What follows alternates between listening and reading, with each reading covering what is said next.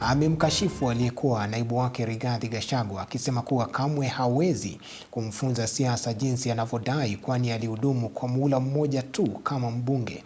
Rais Ruto amesema amefanya siasa kwa muda na hivyo ana tajriba ya muda mrefu katika ulingo wa kisiasa.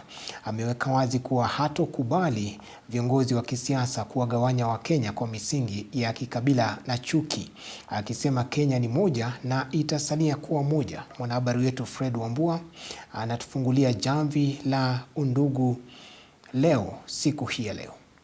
Siasa za upinzani na serikali zikiendelea kuchacha kabla ya uchaguzi mkuu kuwadia mwaka ujao, Rais William Ruto ameonekana kumrushia aliyekuwa naibu wa rais vijembe kuhusiana na matamshi yake ya kumfunza siasa, akisema alikuwa mbunge wa muhula mmoja tu na hawezi kamwe kumfunza siasa. We have a clear plan on how to move Kenya to a first world nation. Demonstrable, practical, clear, funded plan on how we are going to make Kenya a first world country.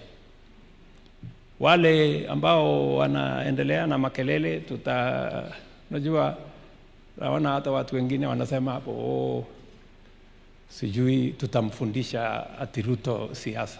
Sasa wewe mtu one term MP utanifundisha mimi siasa kweli? Mimi nimekuwa around bwana kwa muda mrefu. Ama namna gani? Yes. Na mimi si mtu ya kuombewa kura, mimi ni mtu ya kujitetea na Mungu yangu na kazi ile mimi nafanya.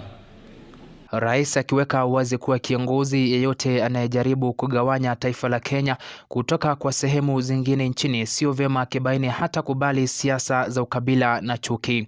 Ukabila inatugawanya, inatufanya wadhaifu. Ukisikia mtu anagawanya wananchi, ati hawa ni wa mlima, hawa ni wa bonde, wale ni wa bahari, wale ni wa Jaluo, hawa sijui ni Tugunia, wale ni sijui ni Tongati. Huyo mtu ni mtu mjinga, hana akili. Hiyo ni ujinga. Kugawanya watu haiwezi kupeleka taifa letu la Kenya mbele. Mimi nitasimama kidete. Siwezi kukubali siasa ya kugawanya Kenya kwa mambo ya ukabila na chuki na matusi. Hiyo haitawezekana. Nyinyi mnanielewa? Hiyo siwezi kubali na haitafanyika hii Kenya. Hakuna mtu atagawanya taifa letu la Kenya. Aidha, ameweka wazi kuwa debe tupu lina makelele kwa wingi, akibaini kuwa kila kiongozi atapigwa msasa, ila akiwapea viongozi wa upinzani nafasi ya kupiga makelele kama kawaida bila ya kuuza sera yoyote. Hiyo watu wa Embu, msikuwe na wasiwasi. Hawa watu wa makelele mingi ni ile inaitwa debe tupu haliachi kutika. Ni mnanielewa?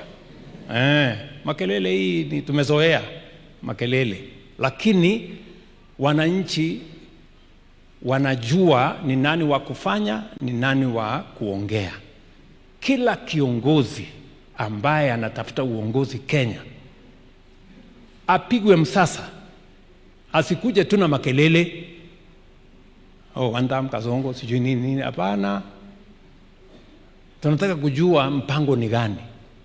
Hawa watu wengi mpango hawana, hawajui ni nini itaendelea baada ya hapa. Rais alikuwa ameandamana na viongozi wengine kutoka kaunti ya Embu. Fredrick Wambua, Undugu TV.